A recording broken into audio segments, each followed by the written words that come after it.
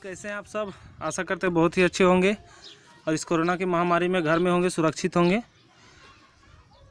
तो चलिए बच्चों, हम लोग आज का सेशन स्टार्ट करते हैं। आज का सेशन स्टार्ट करने से पहले हम लोग पिछले सेशन में जो चर्चा किए थे उसके विषय में थोड़ा सा हम बोल लेते हैं कि पिछले हम लोगों ने ग्राफ विधि को देखा था कि ग्राफ विधि से हम लोग कैसे हल निकाल सकते हैं। बहुत सारे क्वेश्चन हम लोगों ने देखा था। बाकी बचे क्वेश्चन का जवाब मुझे बहुत बच्चों ने दिया था ना, और लगभग बच्चों ने सही जवाब दिया। आशा करते हैं कि आप सबसे भी जो नहीं भेजे उनसे भी बन गया होगा और वो धीरे धीरे करके भेज देते होंगे। देखिए, इस लॉकडाउन के समय में अभी आप घर में हैं, इस घर में रहने का पूरा फ़ायदा उठाइए। अभी आप पूरे 8 घंटे घर में हैं। देखिए, ट्यूशन सबको ही पढ़ता है, स्कूल सबको ही जाता है, पर सेल्फ स्टडी जो खुद से मेहनत करता है वो रिजल्ट करता है।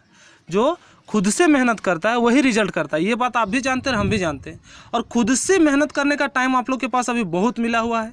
इस समय का फ़ायदा उठाइए, इस समय का लाभ उठाइए और जितना ज़्यादा से ज़्यादा हो सके प्रैक्टिस कीजिए। सभी बच्चे जो मन लगा के पढ़ते हैं, जिनका लक्ष्य एक है, उनका रिजल्ट बहुत ही अच्छा होगा। और हमारे इष्ट देव का आशीर्वाद आप सबके साथ है। आप लोग मेहनत कीजिए। मेहनत करने वालों की कभी हार नहीं होती, ये हम पहले भी बोले हैं। ठीक है, तो हम लोग पिछले सेशन में ग्राफ विधि को देख चुके थे। इस बार हम लोग इस सेशन में प्रतिस्थापन विधि को देखेंगे। प्रतिस्थापन विधि में क्या होता है? प्रति जोड़ स्थापन। इस विधि को जानेंगे हम लोग कि कैसे हम लोग इसका सॉल्यूशन कर सकते हैं, है ना। तो चलिए देखते हैं हम लोग प्रतिस्थापन की प्रतिस्थापन विधि क्या है। तो देखिए, हम लोग प्रश्नावली 3.3 पे चर्चा करेंगे कि निम्नरेखिक समीकरण युग्म को प्रतिस्थापन विधि से हल कीजिए, है ना। ये जो युग्म दिए गए हैं इन सभी को प्रतिस्थापन विधि से हल करना है। प्रतिस्थापन विधि क्या है? उदाहरण लेके समझाते हैं। तो हम सोचे चलिए एक क्वेश्चन लेके ही समझाते हैं और इनमें से 6 क्वेश्चन में से एक क्वेश्चन और बता देंगे, यानी 2 क्वेश्चन 3 क्वेश्चन हम बताएंगे और 3 क्वेश्चन आपका होमवर्क के लिए होगा, जो बहुत ही अच्छा लगता है। जब आप अपने से मेहनत करते हैं ना, हमें अपना सोल्यूशन भेजते हैं तो हमें देखकर बहुत ही अच्छा लगता है। और बहुत सारे ऐसे बच्चे हैं जो बहुत ही इंटरेस्टेड हैं, बहुत सारे का कमेंट भी आता है। हम लोग एक दिन कमेंट पे भी चर्चा करेंगे, है ना। तो जो भी कमेंट नहीं करते, कमेंट कीजिए। कमेंट करने से पता चलता है कि आप इस वीडियो से इंटरेस्टेड हैं, आप इस वीडियो से आपको लाभ मिल रहा है ना। तो देखिए, पहला क्वेश्चन है कि निम्नरेखिक समीकरण युग्म को प्रतिस्थापन विधि से हल करें। तो सबसे पहले इसका हम लोग क्वेश्चन लिख लेते हैं। देखिए, क्वेश्चन नंबर है 1 का 1। एक्सरसाइज हम लोग पहुंच गए हैं 3.3। ठीक है, और पहला क्वेश्चन हम लोग का क्या है? x + y = 14 और इसका साथ समीकरण क्या है? x - y = 4। ठीक है, इसको हम लोग हल करेंगे। इसको हम लोग क्या करेंगे? हल करेंगे। तो जिस तरह से हम स्टेप बताते जा रहे हैं बच्चों, उस तरह से आप लोग करते जाइएगा। बहुत ही सुविधाजनक ये सॉल्यूशन आपको समझ में आ जाएगा। देखिए, तो सबसे पहले इस तरह हम लोग समीकरण का नामांकन कर लेंगे और किसी भी एक समीकरण को उठा लेंगे। ठीक है, किसी भी एक समीकरण को, जैसे हम लोग लिख लेते हैं समीकरण 1 या 2 से, जो भी लिखिए 2 से। यहाँ देखिए न्यूमेरिकल वैल्यू सेम है, इसीलिए हम लोग आसान करने के लिए समीकरण 2 से। उसके बाद क्या होता है कि समीकरण 2 में क्या है? x - y = 4। इसको एक चर में बदल दीजिए। एक चर में बदलने का मेरा कहने का कारण है कि x और y जो है, बायां पक्ष में सिर्फ एक ही चर को रखिए। जैसे हम x को रखेंगे तो x = क्या हो जाएगा? 4, और ये माइनस में उधर हो जाएगा प्लस में। ठीक है, ये हो गया। अब इसको भी इक्वेशन एक नाम दे देंगे हम लोग, इक्वेशन 3। ठीक है, 3 नाम दे दिए। अब क्या करेंगे? हम इक्वेशन 2 लिए थे, ना, समीकरण 2 लिए थे। अब इस x का मान हम लोग क्या करेंगे पता है? समीकरण 1 में रखेंगे। इस x का मान हम लोग कहाँ रखेंगे? समीकरण 1 में। तो यहाँ लिखेंगे x का मान समीकरण 1 में रखने पर। अब ध्यान से देखिए, जब हम समीकरण 1 में रखेंगे x का मान, तो x के जगह पर क्या आएगा? 4 + y, यानी 4 + y और ये प्लस y = क्या हो जाएगा? 14। इसी को बोलते हैं प्रतिस्थापन, कि एक समीकरण का मान को प्राप्त करके हम लोग दूसरे समीकरण में स्थापित कर देंगे। ठीक है, इसी को कहते हैं प्रतिस्थापन। अब देखिए, y क्या हो जाएगा? 2y, और ये प्लस में इधर आ जाएगा तो माइनस में। y = क्या हो जाएगा? 14 में 4 गया तो 10, और 2 इधर मल्टीप्लाई में इधर आएगा तो डिवाइड में, यानी y = क्या आ गया? 5 आ गया। अब देख लिए, अब इसी y का मान समीकरण 3 में रख दीजिए। समीकरण 3 में रखने पर, समीकरण 3 में रखने पर हमारा x का मान आ जाएगा, यानी 4 + 5, यानी x = क्या आ जाएगा? 9। तो x = 9 और y = 5, यही दोनों में ना क्या है? आंसर है। अब देखिए x और y का वैल्यू पुट करके आप देख सकते हैं। अगर यहाँ हम x के जगह पर 9 रखेंगे और y की जगह पर 5 रखेंगे तो 14 आ जाएगा। यहाँ पर 9 रखेंगे, यहाँ पर 5 रखेंगे तो 9 - 5 क्या हो जाएगा, 4 हो जाएगा। इस तरह से संतुष्ट कर जाता है। तो चलिए एक इक्वेशन और हम लोग समझते हैं, है ना। एक इक्वेशन हम लोग समझ लेते हैं, किसी एक को समझने का हम लोग प्रयास करेंगे। वो समीकरण देख लेते हैं अच्छा कौन वाला है, जिसको बताने से आपका सारा डाउट्स क्लियर हो जाए। ऐसे कुछ है नहीं, सॉल्यूशन करते चलिएगा तो सारा क्वेश्चंस बन ही जाएगा, ऐसे कोई बात नहीं है। रूट को देख के थोड़ा सा आप लोगों को परेशानी होगी, तो चलिए रूट वाला ही क्वेश्चन हम लोग करते हैं, है ना। बहुत ही आसानी वे से हम लोग रूट वाला का इक्वेशन निकालेंगे, बहुत ही अच्छे तरीके से हम लोग इसको सॉल्व करेंगे, ये और भी आसान होगा। चलिए देखते हैं, ठीक है। समीकरण को हम पहले लिखते हैं, चलिए इसी में बना देते हैं, है ना। पहले हम लोग क्वेश्चन को लिख लेते हैं, ठीक है। क्वेश्चन नंबर आपका 5, क्वेश्चन नंबर 5 क्या है, √2x plus √3y is equal to 0 और √3x minus 8y √8y is equal to 0। दोनों में 0 0 है, इसी को हम लोग लेके बनाएंगे। देखिए हल में सबसे पहले तो इसका नामकरण करेंगे, 2x plus √3y is equal to 0, ये हो गया 1, और एक √3x minus √8y is equal to 0, इसका इक्वेशन 2 हम लोग दे दिए। फिर उसी तरह से कोई भी एक समीकरण ले लीजिए। देखिए माइनस में प्लस वाला आसानी होगा, इसलिए समीकरण 2 से जो आसानी होगा आप 1 से भी लेके बना सकते हैं, ठीक है। √3x minus √8y is equal to 0, तो √3x इक्वल टू क्या हो जाएगा, √8y इधर आएगा तो प्लस में, और x देखिए कोई भी सब इधर रहने नहीं देना है कोफिशिएंट को, 8y बाई √3। इस तरीके से हम लोगों ने मान निकाल लिया x का। अब यही x का मान हम लोग कहाँ रख देंगे, x का मान समीकरण देखिए 2 लिए थे, ठीक है, 2 लिए थे ना, तो x का मान समीकरण 1 में रखेंगे। 1 में रखने पर हमको क्या मिलेगा, तो देखिए x का वैल्यू 1 में देखिए यहाँ पर क्या है, √2x, तो √2 गुना √8 by √3y minus plus √3y is equal to क्या हो जाएगा, 0। इस तरीके से हम लोग कर लेंगे, है ना, देख सकते हैं। अब हम लोग क्या करेंगे, इसका सबसे पहले हम लोग इसके नीचे कुछ नहीं तो 1 है ना, इसका हम लोग क्या ले लेंगे, एलसीएम ले लेंगे। तो एलसीएम क्या आ जाएगा, √3। अब √3 को √3 से डिवाइड करेंगे, यही हो जाए। ये दोनों को गुना करके लिख देते हैं 16, और 16 का जान रहे हैं क्या होता है, 4 होता है, और 1 का टेबल में √3 बार में √3 इंटू √3 क्या हो जाएगा, 3y इज इक्वल टू 0। अब ध्यान से देखिएगा, ये 3 उधर जाएगा तो क्या हो जाएगा, 0 हो जाएगा।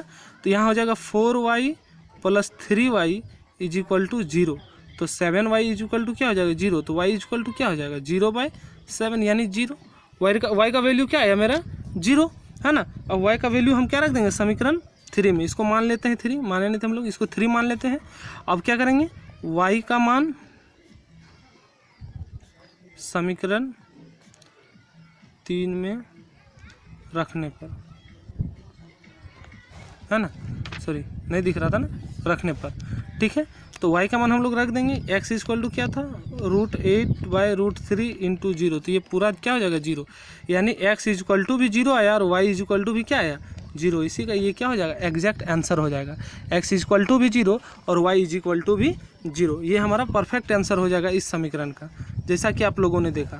बाकी बचे 4 क्वेश्चन, उम्मीद करते हैं कि आपसे बन जाएगा। जो क्वेश्चन नहीं बनेगा वो हमें ग्रुप पे भेज सकते हैं, व्हाट्सअप ग्रुप है, टेलीग्राम है। जो टेलीग्राम में अभी तक नहीं जुड़े हैं उसका ग्रुप का लिंक दिया हुआ है, उस लिंक से जुड़ सकते हैं और आप कोई भी डाउट का सोल्यूशन हमसे पा सकते हैं, ठीक है बच्चों। तो चलिए हम लोग अगला क्वेश्चन की ओर बढ़ते हैं। अगले क्वेश्चन हमारा क्वेश्चन नंबर 2 है। क्वेश्चन नंबर 2 क्या कह रहा है, तो ध्यान से देखिएगा कि 2x है ना, 2x plus 3y equal to 11 और 2x minus 4y equal to -24 को हल कीजिए और इसमें m का वह मान ज्ञात कीजिए जिसके लिए y बराबर mx प्लस 3 है। तो देखिए जब हम लोग को x और y का मान निकल जाएगा तो इस पर हम अगर x और y का मान पुट कर देंगे तो m का वैल्यू मेरा आसानी से निकल जाएगा, है ना। और ये प्रतिस्थापन हम लोग पढ़ रहे हैं तो प्रतिस्थापन से ही हल करेंगे तो सबसे बेस्ट होगा। चलिए हम सबसे पहले इक्वेशन को लिख लेते हैं कि इक्वेशन क्या कह रहा है, ठीक है। इसी पर हम लोग सॉल्व करते हैं, है ना। मेरा रेड वाला पेन देखिए, क्वेश्चन नंबर 2 में क्या दिया हुआ है, 2x plus 3y is equal to 11, ये समीकरण 1 मान लेते हैं। और एक है 2x minus 4y is equal to -24, इसको 2 मान लेते हैं, ठीक है। अब इसी से हम लोग सॉल्व करेंगे, है ना, बहुत आसानी तरीके से सॉल्व हो जाएगा, जरा सा भी दिक्कत नहीं आएगा। जैसे हम लोग उधर सॉल्व किए ना, इक्वेशन दिया बस वैसे ही सॉल्व करना है।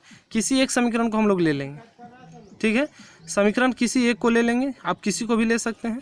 चलिए इस बार समीकरण 1 को लेके सॉल्व करते हैं। समीकरण 1 से तो क्या हो जाएगा, 2x इधर प्लस में उधर चला जाएगा तो माइनस में, यानी 3y, और x इक्वल टू क्या हो जाएगा 11 माइनस 3y/2। हम बोले थे कि x का कोफिशिएंट भी कुछ नहीं रहना चाहिए, ऐसा मान आप लोग को क्या करना है, फाइंड करना है कि कुछ भी नहीं रहना चाहिए इधर, ठीक है। उसके बाद हम लोग क्या करेंगे, इसको नाम दे देंगे 3, ठीक है, और यहाँ पे x का मान कहाँ रख देंगे, समीकरण, बोलिए 1 नहीं है तो समीकरण 2 में रखेंगे।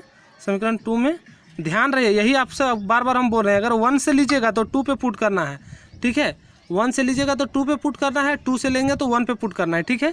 तो x का मान समीकरण 2 में रखने पर, तो 2 पर जब हम रखेंगे तो क्या हो जाएगा, 2 इंटू इसका पूरा वैल्यू ये लिखा जाएगा 11 माइनस 3y/2, ये पूरा हो गया यहाँ तक। और इसके बाद यहाँ क्या है, 4y इजिकल टू -24। अब देखिए ये 2 और ये 2 कैंसिल आउट हो जाएगा, -3y और -4y क्या हो जाएगा, -7y, ठीक है, और ये -24, ये प्लस में इधर 11 उधर चला जाएगा तो माइनस में 11, तो -7y इजिकल टू क्या हो जाएगा, इसको जोड़ देते हैं -35 हो जाएगा, क्या हो जाएगा -35। अब यहीं पर हम लोग सॉल्व कर ही लेते हैं इसको, y इजिकल टू क्या हो जाएगा -35/-7, तो माइनस माइनस कैंसिल आउट हो जाएगा, 7 5 जा 35, यानी y का वैल्यू क्या आ गया, 5 आ गया, ठीक है। अब हम लोग क्या करेंगे कि y का मान कहाँ रख देंगे, समीकरण 3 में रखने पर,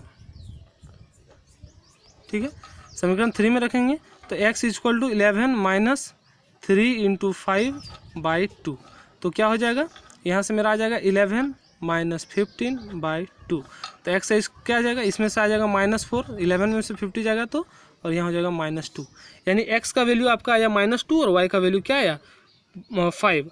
तो अब एक समीकरण दिया हुआ है, उसमें x और y का मान हमको रखना होगा, है ना, तो इसको हम लोग लिख लेते हैं, क्या था, y इजिकल टू mx + 3 में x एंड y का मान रखने पर, तो जब x और y का मान हम लोग रख देंगे तो y का मान क्या है 5, हम लोग देख चुके हैं, देखिए y का मान 5 हम लोग फाइंड किए हुए, m इंटू -2 और +3, ठीक है, तो -2m इधर आ जाएगा तो क्या हो जाएगा +2m, और ये 3 इधर चला जाएगा तो -2, ठीक है, यहाँ से क्या बच जाएगा -2, यानी 2m इक्वल टू क्या बच जाएगा -2। देखिए यहीं पे सॉल्यूशन कर देते हैं, ठीक है, 2m इक्वल टू -2, तो m इक्वल टू क्या हो जाएगा -2/2, यानी m इक्वल टू मेरा क्या आ जाएगा -1। m का वैल्यू पूछ रहा था, m का वैल्यू मेरा क्या आ गया -1, यही तो हमको आंसर चाहिए था, जो बहुत ही आसान तरीके बोले ना बच्चों कि एक बार अगर आप लॉजिक समझ गए तो क्वेश्चन इतना ईजी वे में बनेगा कि और आपको कभी भी कोई दिक्कत नहीं होगा। बस ये चिंता फ्री रहिए, 3 टाइप का हमको सॉल्यूशन पढ़ना है, और एग्जाम में आपका आता है कोई भी टाइप आपको बोलेगा नहीं, आपको जो टाइप अच्छा लगेगा आप उस टाइप से उसको सॉल्व कर सकते हैं। एक ग्राफ पे सॉल्व फिक्स आता है कि वो बोलता है कि इसे ग्राफ विधि से हल करें, और एक इक्वेशन देगा जिसको आप में कोई नहीं देगा कि आप उसको विस्थापन से हल कीजिए, विलोपन से हल कीजिए, प्रतिस्थापन से हल कीजिए, बहुत तरह से नियम है, लेकिन उससे आप लोग को कोई कंडीशन आपका दिया हुआ नहीं रहेगा कि आपको इसी से सॉल्व करना है। बस चिंता मुक्त रहिए, हर एक टाइप को सीखिए, हर एक कंडीशन को सीखिए, जिससे आपको आगे चलकर कभी भी कोई दिक्कतें नहीं आएगी। तो चलिए हम लोग अगला क्वेश्चन देखते हैं। अगला क्वेश्चन हमारा क्या कह रहा है ना, अगला क्वेश्चन नंबर 3 को देखते हैं हम लोग कि निम्न समस्याओं में रैखिक समीकरण युग्म बनाइए और उनके हल प्रतिस्थापन विधि द्वारा ज्ञात कीजिए। देखिए कंडीशन दिया हुआ है, पहला क्वेश्चन दिया है कि 2 संख्याओं का अंतर 26 है। अब 2 संख्या मान लेंगे, एक x एक y, अंतर मतलब हम बोले हैं कि माइनस कर देना है, अंतर, है ना। उसके बाद क्या बोल रहा है दूसरा में, एक संख्या दूसरी संख्या के 3 गुनी है, उन्हें ज्ञात कीजिए। देखिए बहुत ही अच्छा कंडीशन दिया हुआ है, इतना इजी वे में बनेगा ये कि आप सोच भी नहीं सकते कि सर इतना आसान से बन गया। देखिए क्वेश्चन दिखने में बहुत ये लगता है, लेकिन बनता बहुत ईजिली है। क्वेश्चन 3 का हम लोग हल देख रहे हैं, तो सबसे पहले हम लोग को क्या करना होगा, माना, है ना, माना कि क्या कि माना कि एक संख्या बराबर क्या हो जाएगा x, और दूसरी संख्या क्या हो जाएगा, दूसरी संख्या y हो जाएगा। ये हम लोग मान लिए। अब हम लोग को प्रश्न पे चलना है, सीधे प्रश्न से, है ना। प्रश्न से हमको क्या मिलेगा, बोला है कि दो संख्याओं का अंतर कितना है 26 है। तो इस कंडीशन को जानना है।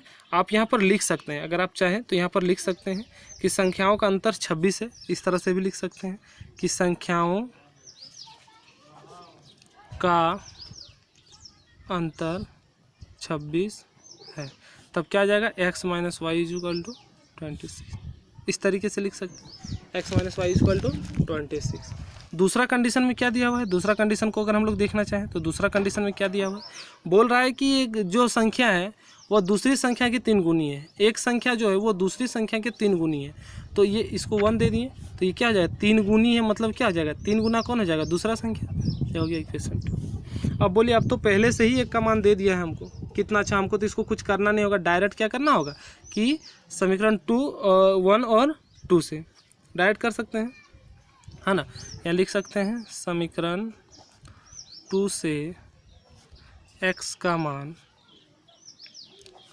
1 में रखने पर तो क्या आ जाएगा, देखिए रखने पर, देखिए यहीं पर हम सॉल्व कर देते हैं, ठीक है। रखने पर अब ध्यान से देखिएगा, अगर इसका मान हम यहाँ रख दें तो क्या आ जाएगा, इसका मान x इक्वल टू 3y है तो यहाँ पर 3y हो जाएगा, 3y minus y is equal to क्या हो जाएगा 26 हो गया। अब 3y में 1y जाएगा तो क्या बच जाएगा 2y इक्वल टू 26, तो y इक्वल टू 26/2 यानी 13 आ गया ना। अब y का मान समीकरण 2 में डायरेक्ट रख दीजिए, y का मान समीकरण 2 में रखने पर कोई दिक्कत है इसमें, बोलिए कितना इजी वे में बना, पता है आप लोगों को। x इक्वल टू क्या हो गया 39, तो x इक्वल टू 39 और y इक्वल टू 13, यही मेरा 2 आंसर था। कितना इजी वे में बना, इतना आप समझ भी नहीं सकते हैं कि सर इतना आसान आसान क्वेश्चन, और यही सब क्वेश्चन आता है, यही सब क्वेश्चन आता है। तो चलिए हम लोग आगे क्वेश्चन को देखते हैं। देखिए हमारा अगला क्वेश्चन क्या है, अगला क्वेश्चन हमारा क्या है, बोल रहा है कि दो समपूरक कोणों में, है ना। अब सबसे पहले समझना होगा कि समपूरक कोण होता है कितना का है, समपूरक कोण 180 डिग्री का होता है। जैसे कोई ऐसा चीज़ का बात आए तो उसका सारा प्रॉपर्टी, उसका सारा गुण को आप एक बार माइंड पे रिवाइंड कर जाइए, हम बार बार बोल रहे हैं, ठीक है। दो समपूरक कोणों में बड़ा कोण छोटे कोण से 18 डिग्री अधिक है। हम बोले थे अधिक कम ज़्यादा ये सब क्या बताता है, अंतर बताता है ना। उन्हें ज्ञात कीजिए, अब उन्हें ज्ञात करना है। तो चलिए देखते हैं, हम लोग का 2 ना 3 का ही 2 चल रहा है, ध्यान रखिएगा इस बात, 3 का ही 2 चल रहा है, ठीक है। हम लोग हल पे चलेंगे डायरेक्ट, है ना। हल पे चलेंगे और मान लेंगे, है ना, माना कि